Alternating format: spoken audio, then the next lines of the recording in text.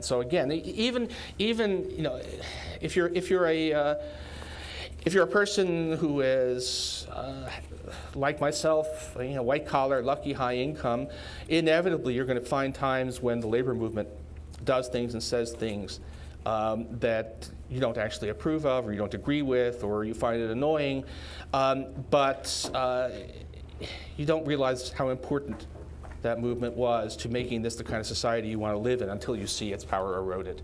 And then you realize that all of us depend for if all of us who want to live in a functioning democracy need there to be strong labor on their side.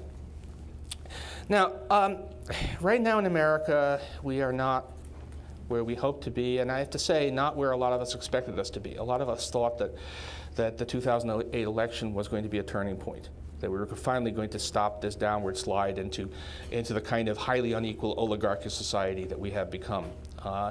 And it's turned out not to be that easy. We can talk about a lot of the reasons, but we won't, I think. But there was, I think, something of a missed opportunity, and we've now seen that some of those forces moving us back into the bad old ways of the past still have a lot of life in them. But that doesn't mean that I'm actually more hopeful now than I've been for quite a while. We've already heard about the request for emails. I'd meant to mention, sorry, in my talk about freedom and democracy, that the business about seeking emails, seeking correspondence of college professors. Well, yeah, college professors are not the people you're most ready to feel sorry for.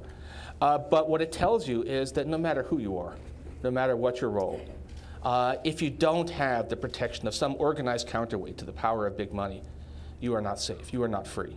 That's the lesson. So when they go after William Cronin at Wisconsin, who is arguably our greatest living historian, well, he can take care of himself. But that's just showing if he can be put under this kind of threat, who of us is truly free?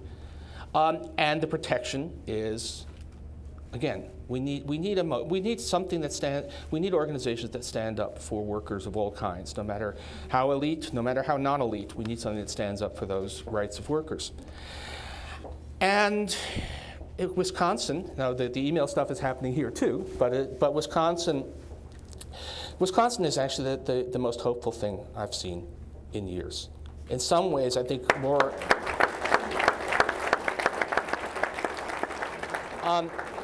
In some ways more hopeful even than the 2008 election. Because there what you saw, really truly, was grassroots movement of people from all walks of life who were basically saying, enough, this is not, we don't want our society to go down this road. We want our society to go back the other way, towards a more equal, towards a more just society. And it's a movement that came up with essentially no encouragement from the top. It was something that there were no shadowy billionaires financing the stuff. There was no leadership, I have to say, from Washington. This was just coming up, bubbling up, and yet it was enormous. You may have seen about the heavily covered Tea Party rally that took place a few days ago in Washington, where the news teams outnumbered a couple of dozen actual Tea Party activists. And compare that with the hundreds of thousands of people who turned out in terrible weather in Wisconsin. This is real. There's enough people in America who do care about these things that this could be a turnaround. It's going to be a lot harder. Some of us, thought all we had to do was talk about hope and change, and yes, we can, and it would all be over. And it's going to take a lot longer than that. But this has to happen. We have to fight back against the things that are happening now. This week, the big story that's going to be coming this week is the Republicans are going to want to privatize Medicare. And that certainly must not pass. But beyond that, well, the task is ahead. It's going to be hard. There's going to be lots of fights. But I actually think If I look at what's been happening these last few months, I actually think that the other side has made a mistake. They have misjudged the American people, and this will in fact come right in the end if we all work at it. Thank you.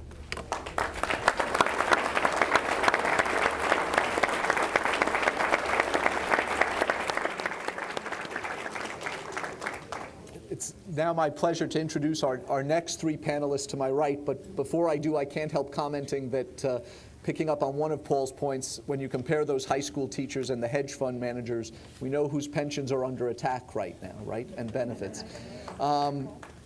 So to my right, we have Randy Weingarten, who is president of the American Federation of Teachers.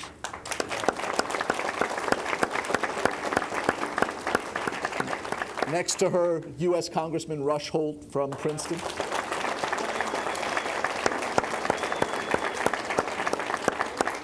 And U.S. Senator Robert Menendez. Yes. Yeah, no, I'm going to introduce the three now. Randy, if you... So, how could you go after, the most unbelievable economist and populist in our age? Thank God we have him.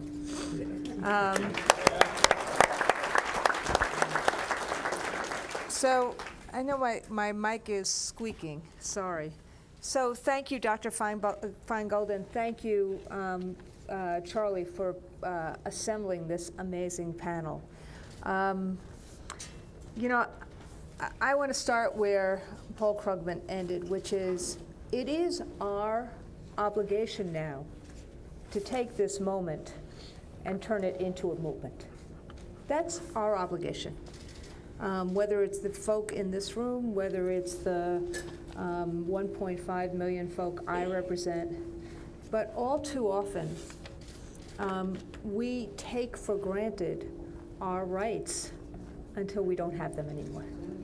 And all too often, how many times have I heard so many of my members, whether I was the president, whether it was in New York City when I was honored to be the president of the UFT, or now throughout the country, where people think even about labor. Can you not hear me, sir? Is that better? Think of our unions as insurance companies, meaning we'll be there when you need them. But they need to be vibrant organizations. In some ways, we need to heed the message of Dr. King 43 years ago, and we need to heed the message of the Triangle Shirtwaist Factory workers who went on strike a few days before that horrible fire, asking for the same exact things that would have prevented their deaths after the fire. So the issue, we have these bitter milestones, but we have to, and I agree with Paul, I am more optimistic today than I was January 3rd or November 6th. This is a moment. People get it, but it is for our institutions. Frankly, the labor movement is really the only institution that helps fight for the middle class at both the bargaining table and the ballot box. And that is why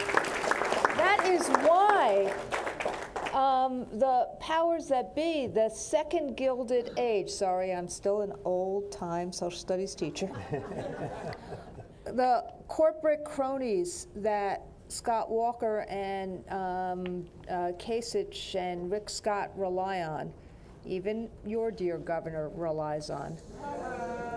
That is why they go after voice so much.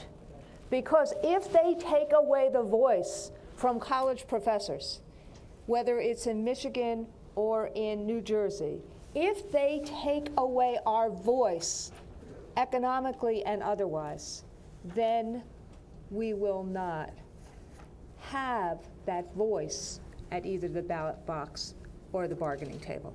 So part of it is being collateral damage. We are in some ways collateral damage to the election in 2012. They figure if they take away us, then what will happen to those who we seek to support? but in some ways, it's deeper than that. It's taking away voice. And it's doing so by delegitimatizing, demeaning, dehumanizing workers and teachers. So let me end by saying this, since we only have 4 minutes. Collective bargaining can be used. You heard Paul Krugman talk about it, used for economic opportunity, can be used as a check and balance, but collective bargaining can also be used as a way to share responsibility in terms of all these budget issues and as a way to increase quality.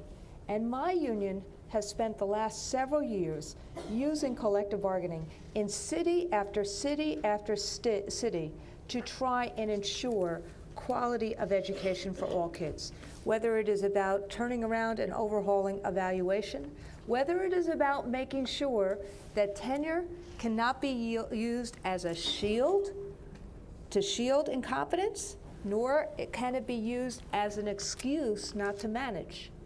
Whether it be tenure, whether it be evaluation, whether it be ensuring that we have high standards and how to have the tools and conditions, collective bargaining is a huge tool for both quality and for economic dignity. It is worth fighting for with everything we have, and now, as Paul and others have said, in Wisconsin and Ohio, and even in New Jersey, people understand why it's important. Our job is to take that moment and turn it into a movement between now and November 2012. That will be ensuring the legacy of Dr. King.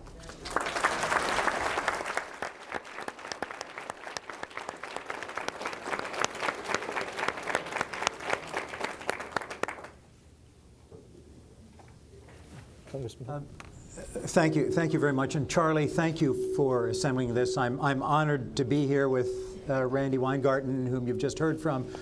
Paul Krugman, you know, Paul, it's better to be right than to have a Pulitzer. And I must tell you all that Paul Krugman is right week after week, every Monday, every Friday, and days in between. And to be here with Bob Menendez, my colleague in the Congress and a great leader. We're pleased to follow in the tradition of great New Jersey leaders such as Mary Norton, who helped write the Fair Labor Standards Act to provide wages and hours protection.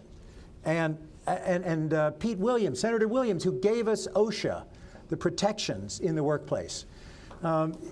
This is a tradition that that we're proud to share.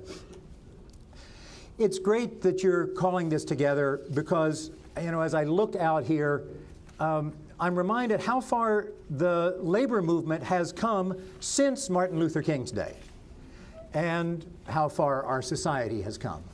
Martin Luther King was ahead of us all when he said there really is commonality of interest. You know, he said, I looked it up, whether it's the AFL-CIO convention in 1961 or the UAW anniversary dinner or the Amalgamated Laundry Workers or UAW District 65 or the Illinois AFL-CIO. Time after time, he spoke about the dignity of people. And it is the dignity of working, the dignity of having fair wages and all of that goes along. He said, whenever you're engaged in work that serves humanity, it is for the building of humanity. It has dignity and it has worth. A few months ago, I quoted that. That was in Memphis to AFSCME just before his assassination. I quoted that in a letter that I wrote to the Martin Luther King National Memorial Project, because amazingly, the foundation that is helping to erect the National Memorial to Dr. King in Washington was employing foreign laborers instead of bricklayers and allied crafts. That's the kind of thing that we have to stand up for.